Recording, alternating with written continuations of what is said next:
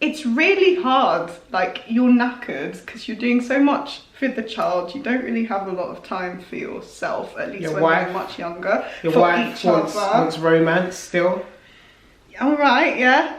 Yes, this is a valid point. When's the last time you got me flowers?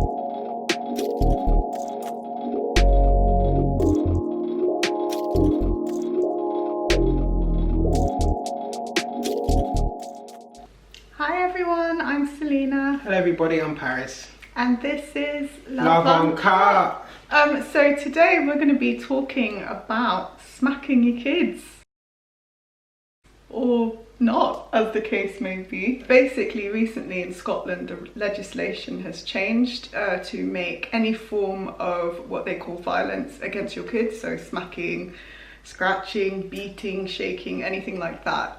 It's illegal and you can be prosecuted, arrested, etc. for doing this to your child. Yeah, so I think that raises an interesting question because in our generation, 80s and 90s babies, you know, smacking it was the norm, it was a form of punishment. And so the fact there's now a legal precedent to challenge that cultural norm, it presents interesting questions. So I guess I just want to kick off really and ask you, Selina, how do you feel about the fact that they've now put it into law that you can't smack your child? Honestly, I thought this was already a law. So it, at least like in Western countries, I guess maybe because I didn't grow up here, I just assumed it was a law, I don't know. But I think what is a law, it's legal to an extent. What's taken into account is whether the child has suffered an injury, how old they are, why they're being smacked or whatever, like have you caused them severe psychological, physical pain, all that kind of stuff. So it's all kind of taken into consideration and then the courts make a judgment as to whether it's reasonable or not. So that's what is in the UK in terms of England and Wales, I believe, but Wales are now going to follow Scotland's lead. So that is the law. So that was my initial response. I was like, oh, I thought this was already a law, and then I read up on it and I was like, oh, actually it's not. And I guess my second response was, it's interesting that now it's like everything is deemed as violence, whereas previously there was almost like an allowance for discipline to a certain extent. And then anything above that discipline was deemed violence, whereas now everything involved in, you know, disciplining your child in a physical sense is deemed as violence. So that was also very interesting for me. I think it's a good distinction because it's sort of like, where is the line? How can you have that line of discipline across so many families and so many, I guess, people within the UK? Like everyone's gonna have a different line, whether it be nothing is deemed okay. Someone will be here, someone will be here, someone will be all the way over there. Like, you know, I can whack my child and it's all good. So yeah, that's kind of my initial thoughts. And it was sort of like, oh, okay. So they're kind of like taking away any ambiguity, if that makes sense. Yeah, in a legal sense, they're definitely taking it away. So in terms of, you know, where you grew up in Nigeria with your friends and stuff, did they get smacked? Did they all get smacked? Or did none of them get smacked? What was it like? I would say a high majority, if not all, my friends had some sort of physical discipline. So this would range from like a little smack with your hand like that or like that. Demonstration. Don't worry, no one was hurt in filming of this. That's what she said. Lawsuits coming. There's definitely, again, it's a scale. Some people got a little smack or a slap, some people got a wooden spoon, some people got like full-on beating, like punching and shaking. Some people were told to do, this is the more creative kind of discipline, go and stand in the corner and pick a pin. It's called pick pin punishment, where basically you're not going to be able to see me, but you have to bend over and you basically act as if you're picking up a pin off the floor with one leg up off the floor, and you just do that until they tell you to stop. Or there was the motorbike, so you stand like you're on a motorbike, or there was frog jump, so you have to jump like a frog. Like this is all torture, really. Like if you think about this, is horrible. So probably a lot of Nigerians are going to be pissed off with me saying that, but it's really painful. Like even as an adult, it's like, this is, a lot of SARS used to do this as well, but anyway, we won't go into that. But yes, NSARS. Yeah, okay. Yeah, no, I agree. Yeah, it was prevalent, but I think because, like for me, anything on the lower end of the scale, so a smack, a slap, whatever, because you see it around, you're like, oh, this is acceptable. But anything that was like, someone's got proper beaten up, like they're in physical pain, or there was something called a koboko, which is like you whipping or caning someone with an implement, I suppose. Gosh, I should have put a trigger warning on this video. Sorry. All this description of, well, I guess torture. I have to be honest, right? That's the whole point of this channel. But yeah, I think growing up, I thought the low scale stuff was all right, because you see it everywhere. And then the other stuff is like, that's a bit too extreme. So the caning or beating or whatever. But as I grew up and I kind of saw other people, how other people raise their kids, so like people I know my age who have kids, or people who, you know, are kind of more millennial parents, I suppose, you'd sort of see less of it, and you'd see a lot more of like different kinds of consequences. So I'll take away your iPad, or no dessert, or actually talking them through what they've done, like, do you actually know what you've done and why it's wrong, and having the child sort of articulate it back to you so they actually get it. Yeah, it's interesting. So I think from that, it's changed my perspective, and actually is the smack, or, you know, potentially extreme violence, is that necessary to discipline a child? I don't think it is. I think the most important thing is that you're consistent. If something is wrong, then it's wrong, and you either talk them through, or there's a consequence of whatever, but I don't think you need to be physical with it. Yeah, I mean, prior to this law being passed and me really thinking about it for this episode, I kind of took the view that I bet some of these parents are stressed under pressure, and that's why they're more likely to react to a child misbehaving with violence. And like you said, it's all about the consistency. If you as a parent are having issues, and then that's why you're more likely to hit, that's not fair on the child, is it?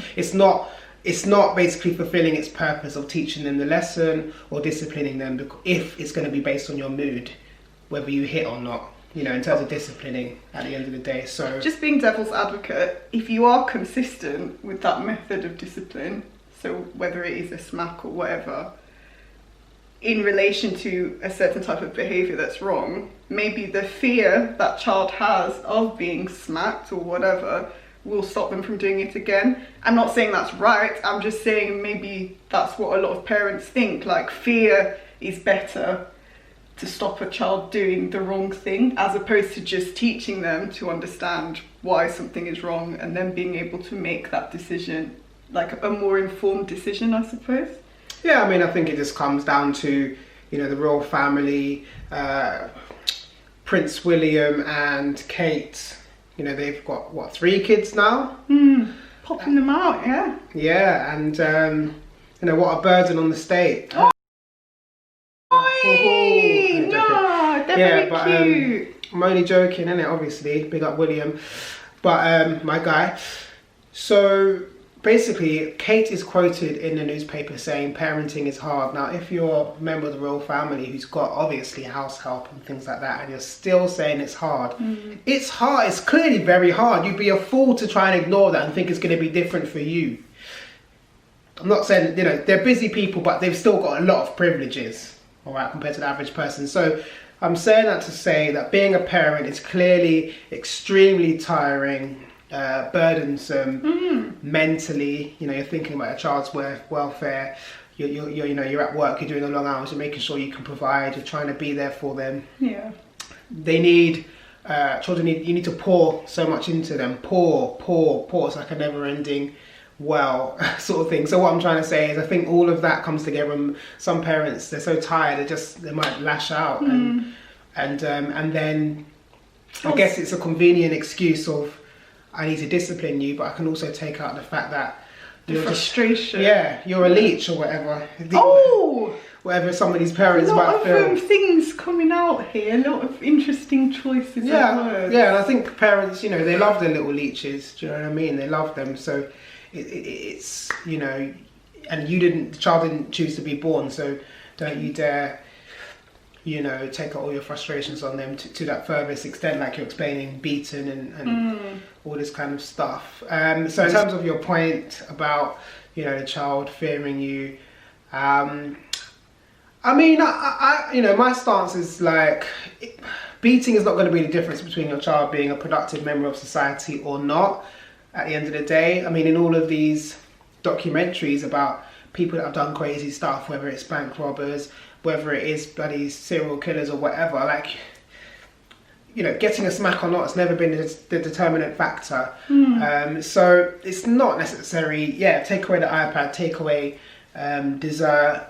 Those are simple things that, you know, kids love and understand, and it's probably going to do the job.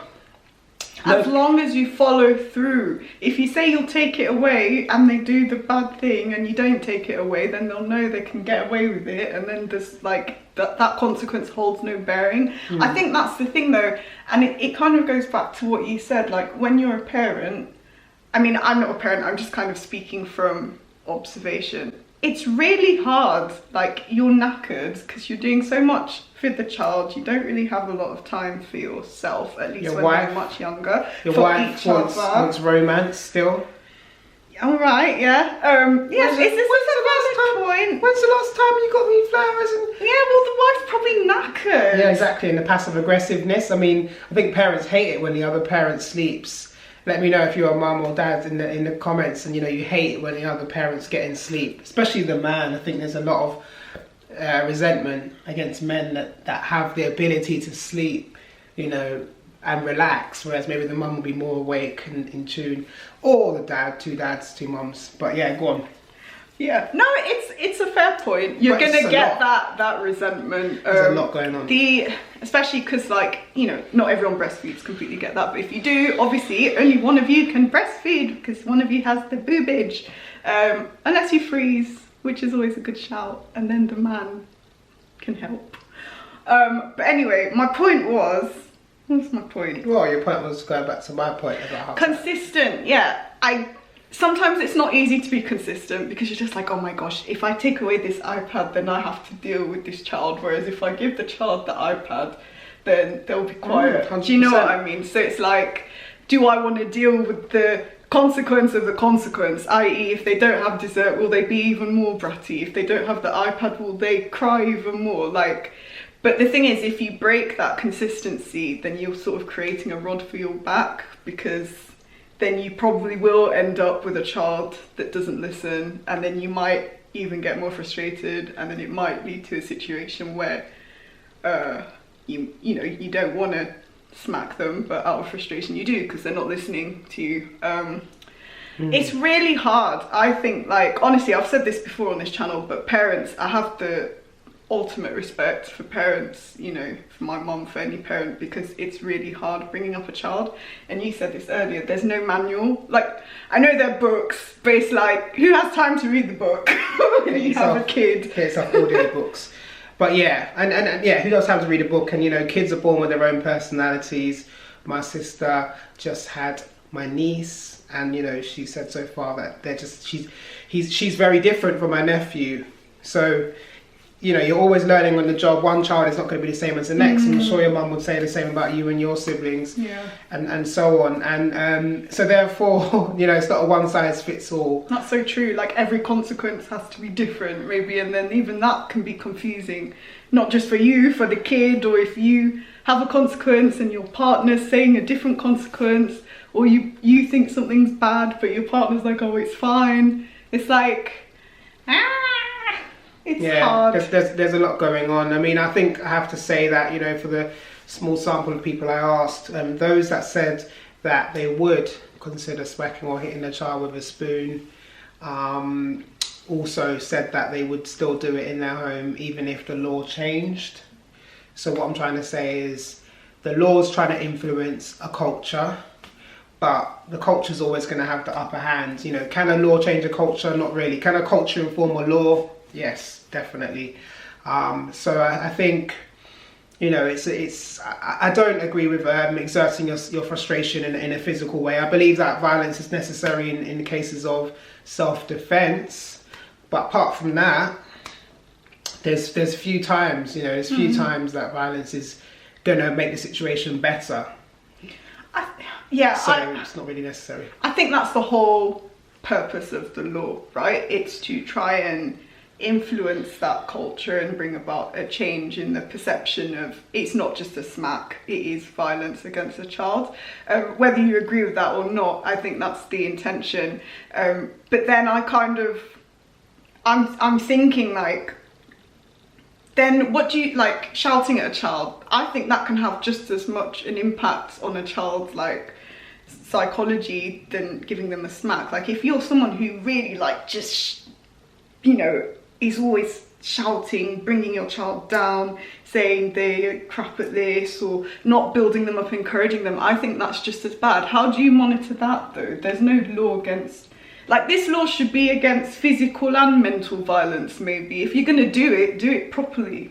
Yeah, but if you're going to bring all this stuff in, you better pay for, I'm talking about you, I'm talking about the state, they better pay for, like, these parenting classes, you know what I mean? So you can teach people then. Like, you're making people work 5 days a week, 8 hours a day. People are tired. You're not really giving them enough time with their kid. Yeah, to soak in all these extra things, especially, like, the royal family saying it's hard. You know, that's a go-to example. Everybody says it's hard, let alone the single mums, you know, single dads. So I guess maybe the state needs to do more. You know, there's talk about 4-day weeks. I think that'll be better for family time. I know lockdown has meant more family time and people have gotten to know their kids and stuff better. And most people have enjoyed being around their family more. And just finding out things they never would have found out unless they had lockdown. So why is it taking a pandemic for us to have enough time with, you know, my families? Sorry. Yeah, it's alright, yeah. My colleague was saying that he's actually worried about his kids when all of this is over, if it's ever over, because, like, now the kids are so used to having him as the dad and the mum, his wife, home more or less all the time, that when the parents do go out by themselves, so if the mum goes to, I don't know, go shopping, or the dad, he came to work a few times, the kid's like, where are you going? When are you going to be back? You know, it's like, how come you're going out? Because going out now is almost a luxury, isn't it? Particularly now that we're back in proper lockdown. So I think, like, kids are growing up sort of having had this time with both parents at home, and it's beautiful, really, because, like, a lot of us didn't have that growing up. So how is that going to work when it's taken away? Is that going to have an impact on them? It's just like all these unprecedented things, you know? Yeah, exactly that. I can see why, because of the way society is, essentially, to round off that point, parents don't have much time with their kids, much patience, a lot of pressures, and some of them it's just quick to just go back, you know, but it's not necessarily the right thing. And, you know, I think every child has probably heard this at some point, you know, I brought you into the world, I can take you out, you know, and it's said in jest, or it's said as, you know, a bit more serious, but it basically speaks to the sense of ownership that parents have over their child, because they are the vessel of life for this child. Yeah. But I take kind of a new age viewpoint on that, which is that, you know, you are a vessel of life for the child, but then that life is independent of you, and you're a guide, and you don't get to put this child into the labyrinth and then they move through the maze exactly where you want them to move. You can only guide, and that, you know, tough love is still love. Some lessons you can teach them, some lessons they're definitely going to learn by themselves, and you've got to be like a runway for them to take off, rather than the person that's there at every corner, and, you know, to an extent, I guess, beating if they don't do the right thing, or smacking if they, you know, they don't go the way that you want them to go. And there's other ways, it's just whether you're going to have the time, money, resources to enforce that. You know, so yeah, this sense of ownership is there, and you came from me, so therefore I can do what I want to you. Well, No, not really. But some of these kids will grow up and parents will throw a hissy fit if they don't marry the right person, if they don't get married, if they, the sexuality. There's a lot of ownership that happens. It's okay to have aspirations for your child or imagine what they're going to be like, but I think maybe it goes a bit too far. Oh, it's aspiration versus expectation, isn't it? Yeah. Both can be amazing and encouraging, or they can be quite limiting, scary, restrictive. It's interesting, and I think you're right. I think at the crux of it, it kind of comes down to how you were raised. That's kind of, I think, the factor that perpetuates all these behaviours. So like, you were just talking about aspirations, expectations. If I was brought up and I was smacked, then I'm more likely to smack my child because I feel it's an option. It's fine. It didn't do anything to me. I'm a good person. So a little smack here and there is all good. However, this is where the scale comes in. Someone can be smacked and they're all right, but someone can be beaten around and they're not, and it has an ongoing impact. And it's sort of like, you can't just say one bit is okay, because how do you define everything in between? It's sort of just considering other people's experiences and how you can start off with a smack and it can escalate as well. I just don't think smacking or beating adds much to the trajectory of a child's life. No way. You can beat them in the house, but they can still be bad boys or bad girls outside of the house. In fact, lots of kids do have that kind of duality of, I'm good in the house, this is who my parents know me as, and then outside of the house I'm this whole other person. And if you're introducing violence to them in the home, what's to say they're not going to introduce it outside? Yeah, because they'll think it's okay. Yeah, and this kind of threat or implicit threat of violence or domination, you better do what I want or else. Like, it just doesn't apply in any other respect of life. It shouldn't apply in a romantic relationship, for example, male to female. Should there be this implicit threat that a man can overpower a woman and hit them? No. Should it be that you both can hit the kid but you don't hit each other? Like, what's the difference? So I think that's what they're trying to do now, isn't it? They've basically brought it up to the level of assault, adult versus adult, child versus adult, etc. So it's all assault now, as opposed to there's no justifiable assault for anyone. Self-defense. But then if we look at the self-defense, I mean, I guess, but then justifiable is also war apparently. So violence is propagated through war and things like that. If you look at the big picture. But in terms of a child that can't fight back or whatever, visiting something upon a child's body in any kind of way, even piercing their ears or whatever. Oh, that's another discussion, I think. Up for question. What was your point before? I can't remember where it was, because I'm trying to build off that point. Okay, I had another point. So anyway, I know that some people growing up that I knew, because I think everybody shared their beating stories, more or less, and they were conscious of child line, and they threatened their parents with it.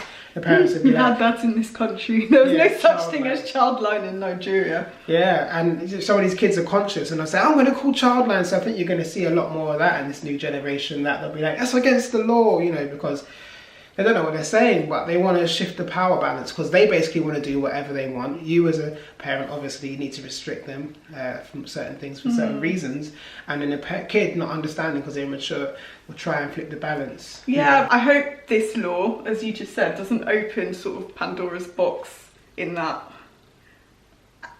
like, no discipline is allowed, i.e. no, don't do that, or grounding, or whatever the consequences. There isn't violence. It's who knows, but all you can do is try your best as a parent, I suppose. As long as you've not done anything wrong, then I guess nothing will come out of it. Yeah, I mean, the law is well intentioned, and I largely agree with it in principle. There's going to be grey areas, as I say, even from one child to the next. Yeah. There's different kind of stresses on you. Maybe with one child you had your job and your life was secure. Maybe with the second one it came along as a surprise, your life was less so. So you as a parent, you can try and be as consistent as you want to be, but you're probably not going to be. And there are plenty of ways for you to fall down as a parent. Human, aren't they? Yeah, exactly that. But I just think, I'm for the principle of not visiting violence upon somebody just because you can. That doesn't make no sense. And you know, in every other aspect of life, I'm not standing for it. Every other aspect, whether it's policing friends, relationship, you know, nah, that's not a precedent you want to get into. What do you think about the MPs and groups opposing this law? So people who are opposing it are basically saying you're going to end up demonising parents who are loving and caring of their children, who do perhaps do a little smack or, you know, wooden spoon here and there. You're going to end up arresting people like that who, for all intents and purposes, you know, they're not being what is now deemed as violent or threatening to their kids. What do you think about that argument? Yeah, I just think that those people arguing that, then they need to put the state, or, you know, lobby for the state to give these parents a bit more breathing space, so that they're less likely to pick the easy option. If I'm exhausted, I'm going to pick the easy option, whether it's food, maybe disciplining child, or maybe even in my workplace, if I haven't had much sleep the night before, I won't want to do the hard work. You know what I mean? You pick the easy options. So then I think, yes, you need to allow parents more time with their kids, more space, make childcare less expensive, you know, make it easier for people to be parents. And at the moment, even though it's idealized within, especially Western societies, of, you know, having a child and different things like that, you're effectively punished. Like when you have a kid, you're effectively punished in terms of how expensive it is and how many hurdles you have to jump over and around to have some breathing space. So, yeah, those people that are saying, oh, you know, you're demonising X, Y, Z. No, you're looking at the parents themselves, but you're not looking at all the factors in and around them, which are just basically choices, political choices, you know, to have 5 days a week, things like that. I know it sounds so far-fetched, but it's true.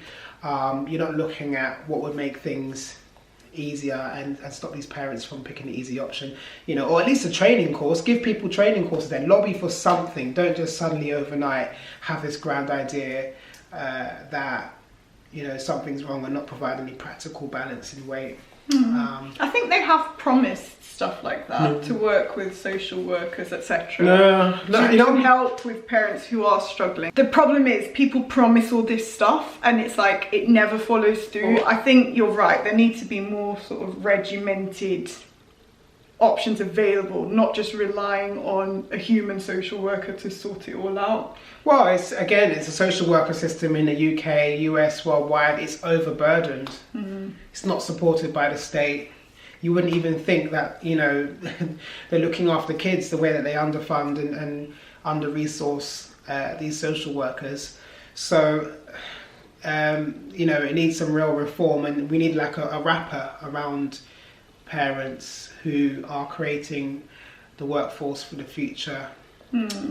But there's not any of that at the moment, and there's not really any consciousness. I think we're still debating over whether to give poor kids free school meals. So, you know, we're a long way off looking at the wider perspective about other parents when we're looking at other parents' kids and saying if your kid's hungry, it's your fault, you know?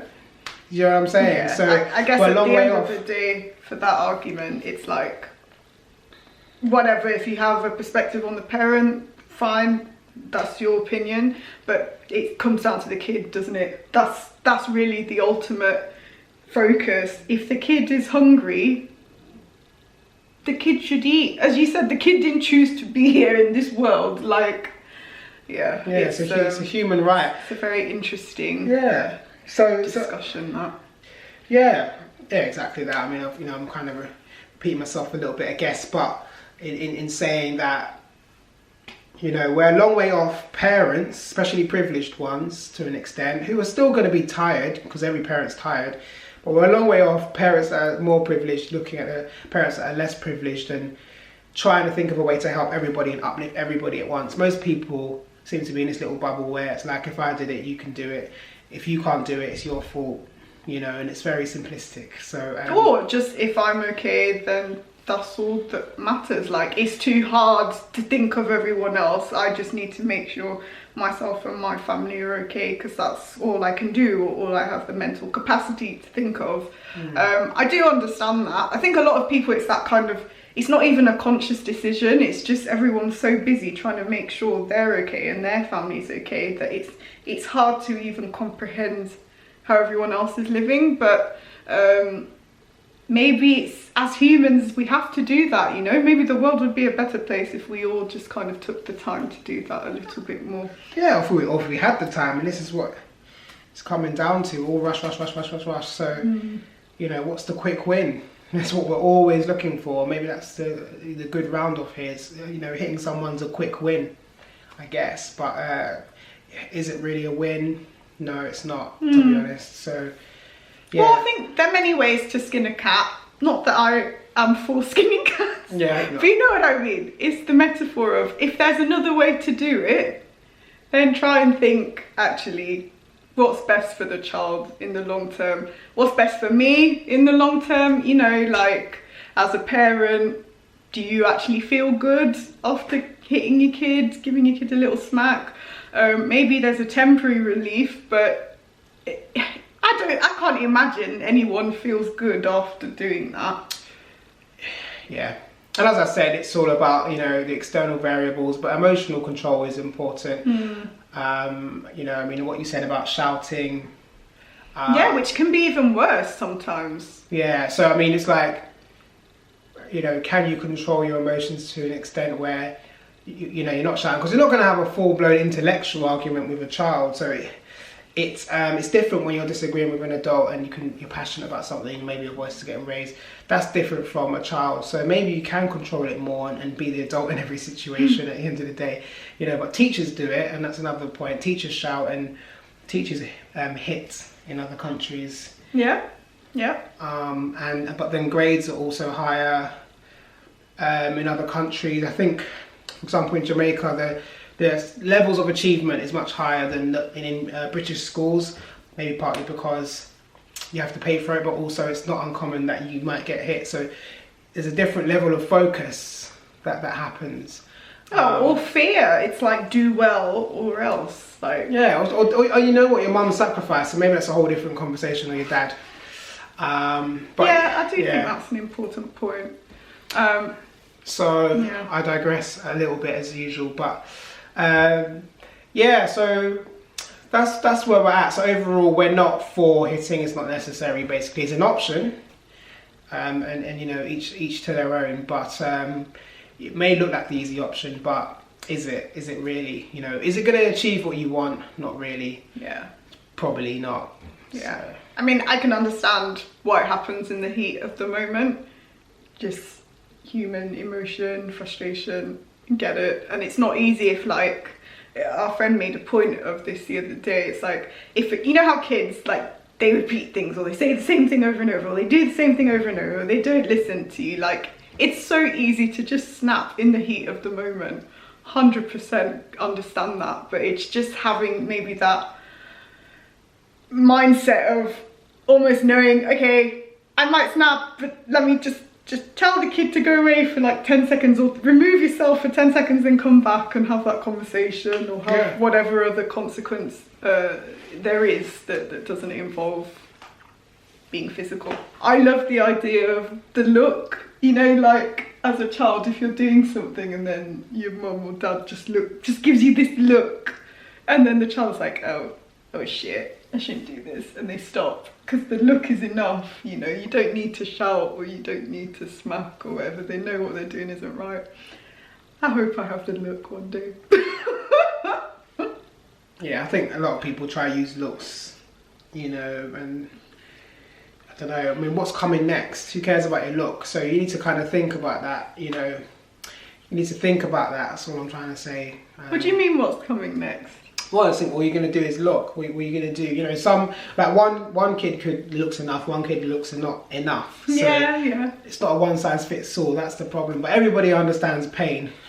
But, you know, positive and negative reinforcement. That's why it's so popular. Yeah, positive and negative reinforcement is a better way of looking at things, you know, and you don't need to negatively reinforce a certain action by hurting somebody. No kid's going to experience trauma because an iPad was taken away from them for 6 months.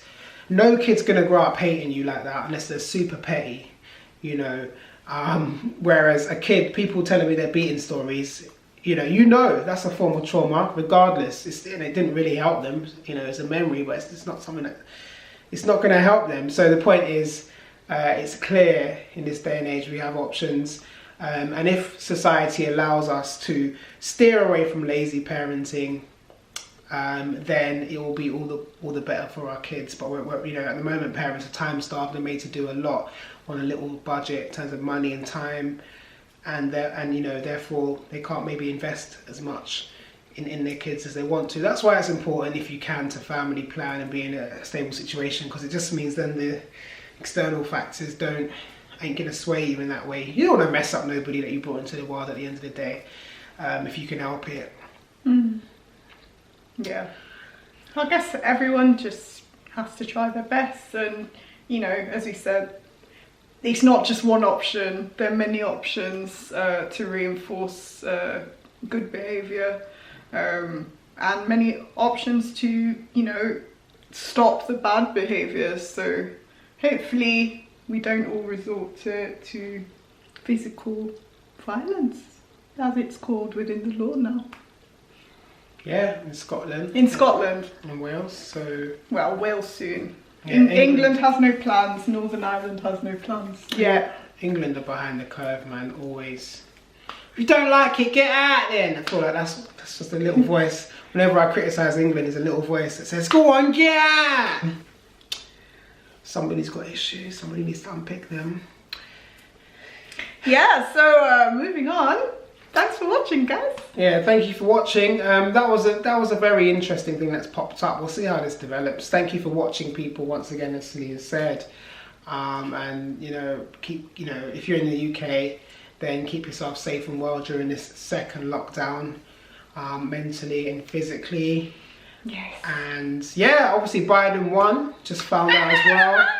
Yeah, so we're very happy, because that's been the first sliver of good news ever. It only took a global pandemic and about 500,000. You're right, it's a bloody sliver. Literally only just won, but we're very thankful to God for the fact that he won.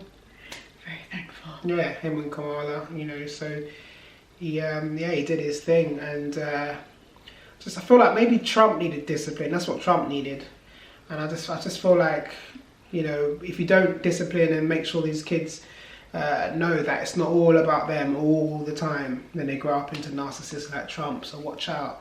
Alright people, so we'll be back next week Sunday at 6 o'clock. Don't forget to like, share, subscribe. Thank you for watching, especially those who made it to the end. Peace.